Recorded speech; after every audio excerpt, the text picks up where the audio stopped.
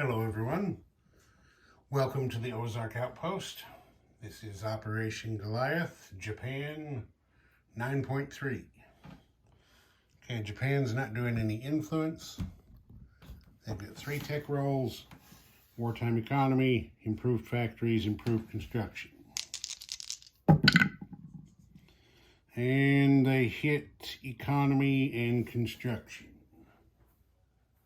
So they've completed wartime economy. Improved construction goes to stage 2. Okay, purchase. The Japanese spent all of their money. They have laid down a battle cruiser, a heavy cruiser, and a light cruiser. They're building a fighter and a tactical bomber, 5 militia, and on the last turn, I forgot about the 2 light carriers they get for going to war with the United States. So there were 1 in each of the boxes, 2 and 3. The one that should have been in the place units box last turn, I put on the map. This time, the one from stage 2 goes to the place units box. There is the light carrier in the Sea of Japan that I forgot last time. So that's all squared up. Combat. Yes, there's going to be a bit of combat. So let's just get to it. This submarine is going to combat move from 134 to 124, where it will raid the East Asian line. These 2 submarines in the Philippine Sea are going 1-2 spaces over here to 122, where they are going to raid the junction of the East Asian and Indian Ocean lines. Okay. Let's move like this. I think it'll be a little better. Okay. Over here in the Bay of Bengal, we have 2 Japanese carriers, each carrying 1 fighter. Those 2 fighters are going to take off from the carriers and combat move 1-2 spaces to British Malaya. This tactical bomber on Sumatra is also moving 2 spaces to British Malaya.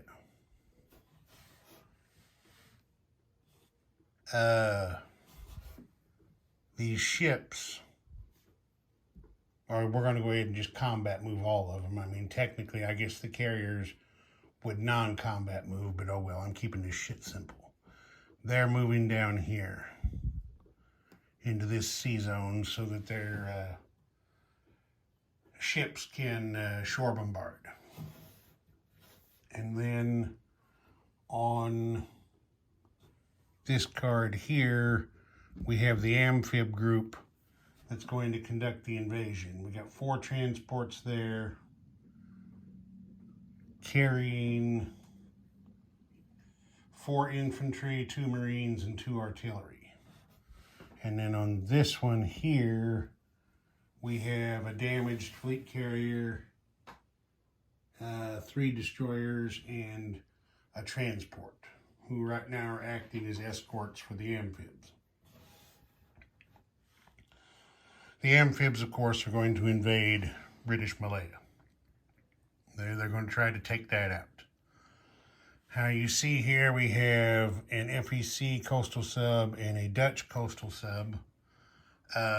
Both of those sub commanders have decided that they are going to attack in defense of British Malaya.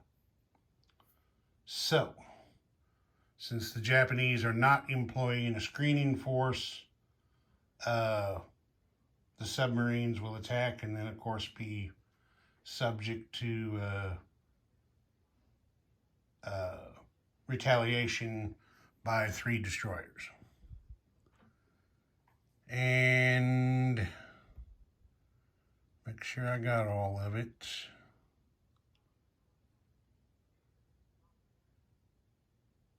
Yeah, that's going to be it for combat.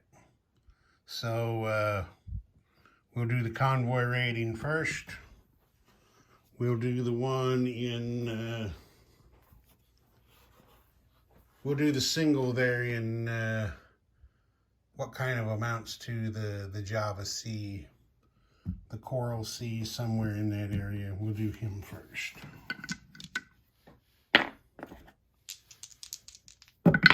Uh-oh, jumped out of the box.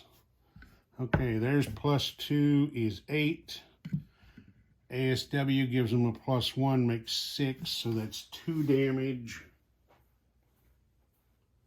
on the East Asia line. And get that marker on there.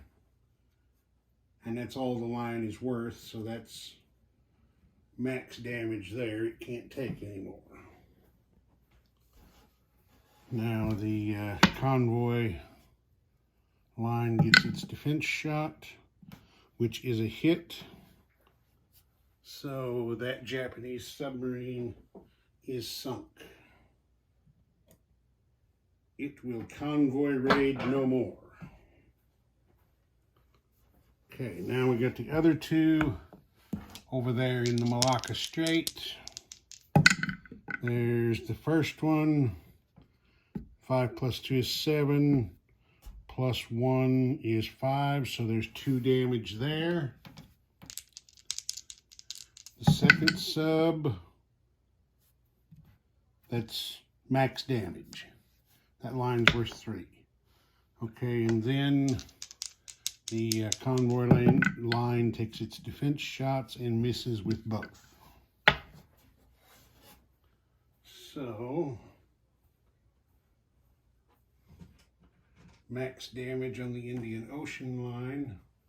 So that's 2 away from Anzac's bank and 3 from FEC. 3 out of FEC, 2 away from Anzac. Okay, there's that. Okay, now we're going to have, oh, I forgot to mention a combat move down here. In order to take maximum advantage of everything, one light cruiser from the Philippine Sea is coming over here to also join in shore bombardment. So the first thing we're going to have is the FEC and Dutch submarines. Okay, the FEC sub, actually they can both attack at the same time. Yeah, they can attack at the same time. They get first strike. Oh no, they don't because there's destroyers. Anyway, they both miss. Okay, now 3 Japanese destroyers are going to shoot at the FEC sub. No, they're shooting at both of them together. Never mind. And we have 2 hits. Two defensive hits. So both of those coastal subs are sunk. They tried to get in there and do their bit, but got taken out. Okay, now since there are no enemy warships present, the rest of the attack can begin.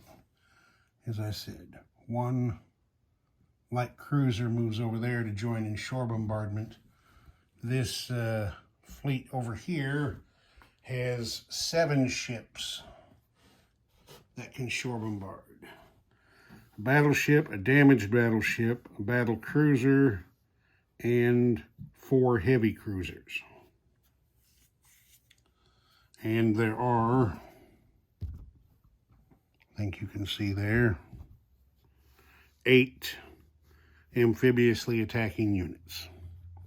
But before we get to that, there is a coastal gun at British Malaya. Right there. So, he gets 3 shots at the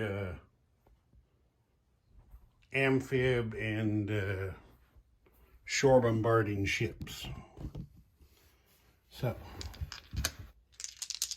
give him his 3 shots. They all miss.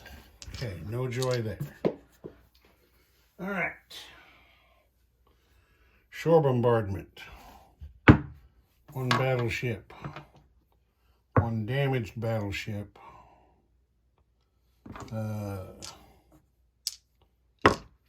4 heavy cruisers and a light cruiser. No, 4 heavy cruisers. 4 heavy cruisers, a light cruiser, battle cruiser. Battleship, damaged battleship. All right, let's just do it this way. I'm going to get confused. It'll just take me a little bit longer to roll. Battleship, there's 1 hit. Damaged battleship only shoots at a 3 instead of a 4. There is a 2nd hit. Battle cruiser misses. Okay, then 4 heavy cruisers. There's 1 hit. And 1 light cruiser. Miss. 3 shore bombardment shots isn't really too bad. That's not too bad at all. And that's actually pretty good shooting. So, the British, or the FEC, excuse me, have to lose 3 militia, leaving them with 2. Now we will have our amphibious invasion with 2 fighters and a tactical bomber in support. So, I'll set that up. Okay, here we go. We've got 6. The Japanese have a commander going ashore with them from the large naval fleet. He went ashore. So, we've got 6 infantry, or 4 infantry and 2 Marines shooting at a 3 because of the commander bonus. These are the 2 artillery that will not be involved in the first round of combat. And then we got 2 fighters shooting at a 7 and 1 tactical bomber at an 8. Now on the defender side, we're going to have, well, I'm using dice for more than one thing. We're going to have 2 fortification shots at a 5. Those are first strikes. And then in regular combat, these will be 2 militia at 4s. The defenders get a +2 on the first round. So 2 defenders at 4s, the Royal Malay Regiment at a 5, and an infantry at a 6. So the first thing we're going to do, get everybody out of here and do the 2 fortification shots at 5. Those both miss. Okay, now everybody but the artillery comes back in.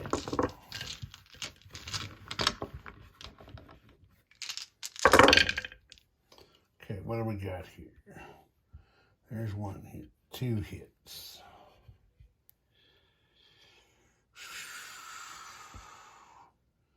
3 hits.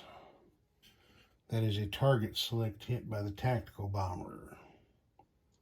On the defensive side,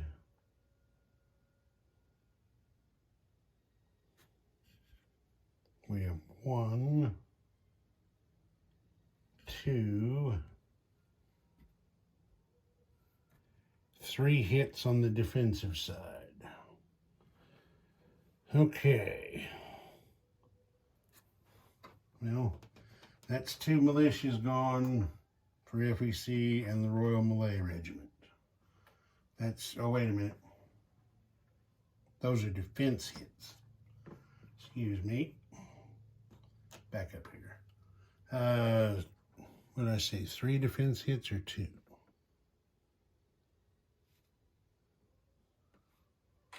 Looks like 3 defense hits. So we're going to have to kill 2 Marines. There's 2 of the hits. And then we'll have to kill, well, the 3rd hit would be a double casualty. So that leaves 2 infantry to go on to the 2nd round. Okay, now, the target select hit, the Japanese are going to apply to the defending infantry, get him out of there. And then the other 3 hits kill the remaining defenders. There's just 3 left, so that's it. The battle is over. 2 infantry and 2 artillery get to go ashore. So bring the camera back down here and pause for a second while I get what I need. Okay, there we go. 2 infantry, 2 artillery, and the Japanese commander ashore on Malaya. The 2 fighters and the tactical bomber, non-combat, moved back to the carriers that are sitting offshore there. Okay, so now Japan goes up by 2, taking them from 28 up to 30. FEC goes down 2 from 14 to 12. Of more significant importance is the resources in Malaya.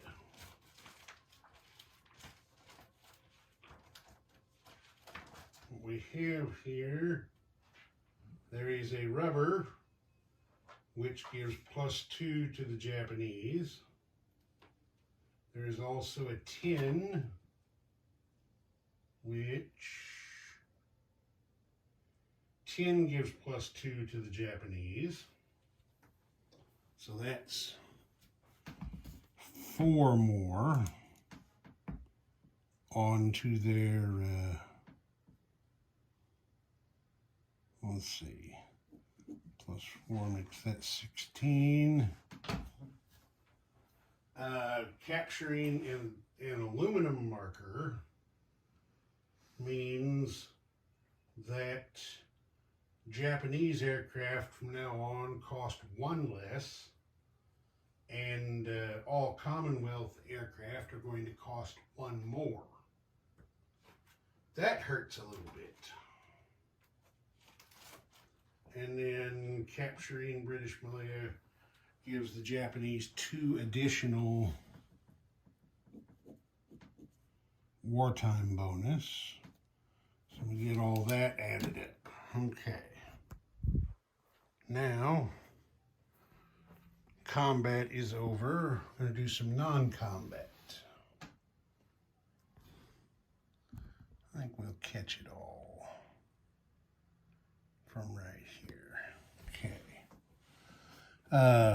This group here in the Philippines is going 1, 2, 3. There is major port bonus. Back up here to the Sea of Japan. Get them all up there. Let's see. This group here with the damaged carrier. It's a damaged carrier. 3 destroyers and a transport are also going 1, 2, 3. Major port bonus. Back up to the Sea of Japan. And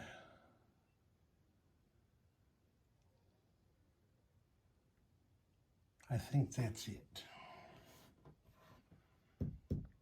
Is that it?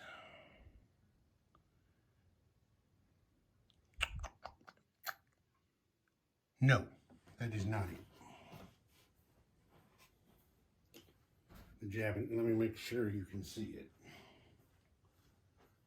Yes, you can. The Japanese are going to do a strategic naval move with their passenger liner transport. Now, if you remember, I said what I was going to do with these was they can only be used in strategic naval movement. It doesn't matter what the limits are on the country.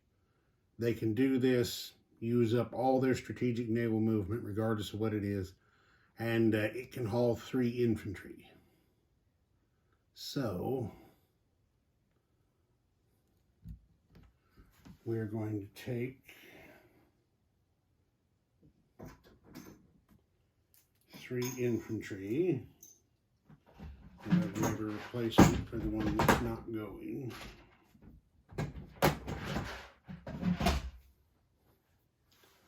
Leaving 1 behind there. 3 infantry load up on this ship. They, of course, have any number of naval facilities to choose from here, and then they're going 1, 2, 3 spaces down to here, where these 3 infantry are going to be unloaded into Siam. There is a major port there that will allow this.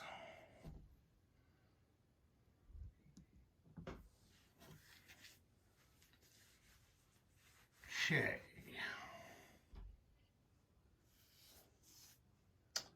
And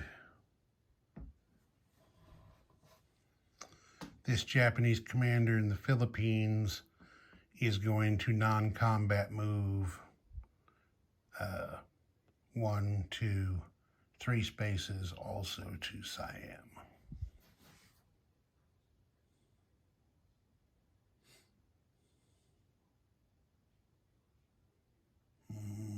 Yes.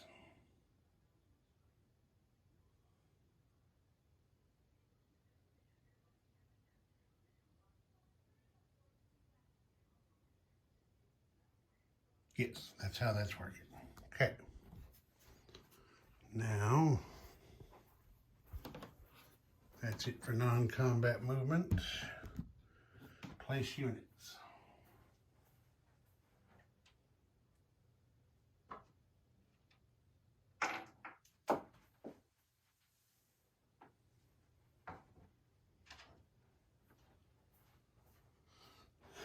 Okay, another light carrier goes down in the Sea of Japan there. A fighter and a tactical bomber produced there at Honshu. And then the militias. Okay, we're going to put 1 militia here on Hokkaido to garrison that island. We're going to put another militia here on South Sakhalin to garrison that half of the island, since there is a resource there.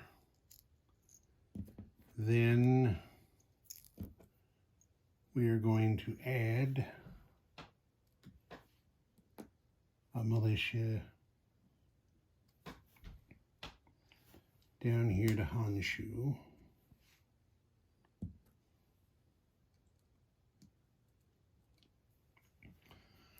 We're going to add another militia to Tokyo. And then we will put a militia down here at Kyushu.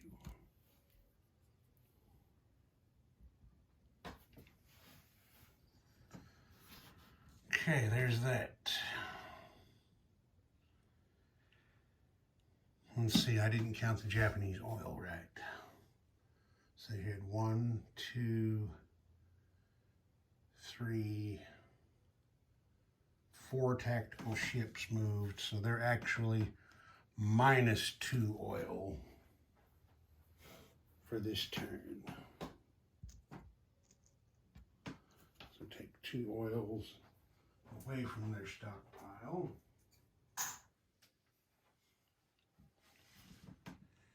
Okay, collect heavy water. Japanese are putting down 2 of those per turn.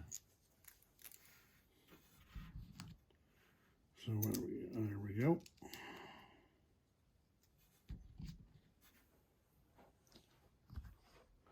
And then money.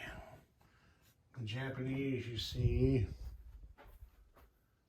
are at 30 on the income chart. Plus, they get 16 in resources, makes 46, plus another 8 in wartime bonus. He's going to make, what is it, 54? Yeah.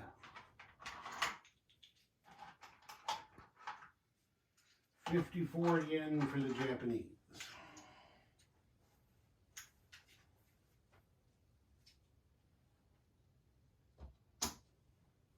So there's that.